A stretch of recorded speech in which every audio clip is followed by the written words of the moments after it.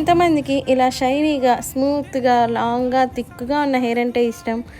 Hello అందరికీ, ఈరోజు వచ్చేసి నేను నా హెయిర్ కేర్ సీక్రెట్ గురించి మీతో షేర్ చేద్దాం అనుకుంటున్నా.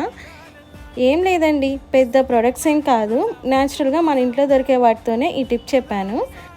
గోరింటాకు తీసుకొని దాన్ని మంచిగా వాటర్తో వాష్ చేసేసి మిక్సీ జార్లో వేసేయండి. దానిలో కొంచెం కర్డ్ కలపండి.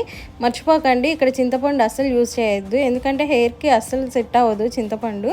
అండ్ ఇలా మెత్తగా పేస్ట్ చేసేసి దానిలో లెమన్ జ్యూస్ వేసి మంచిగా కలుపుకోండి. కలిపేశాక ఒక 15 మినిట్స్ పక్కన పెట్టేసేయండి. తర్వాత దీన్ని తీసి హెయిర్కి అప్లై చేసేసుకోండి. తర్వాత ఒక 1 అవర్ ఆరిపోయాక నెక్స్ట్ హెయిర్ వాష్ చేసేసేయండి. గుర్తుపెట్టుకోండి, హెయిర్ ప్యాక్ వేసిన రోజు అస్సలు షాంపూని యూజ్ చేయొద్దు. ఆ నెక్స్ట్ డే షాంపూతో స్నానం చేయండి. మీ హెయిర్ కూడా ఇలా షైనీగా, లాంగ్గా పెరుగుతుంది.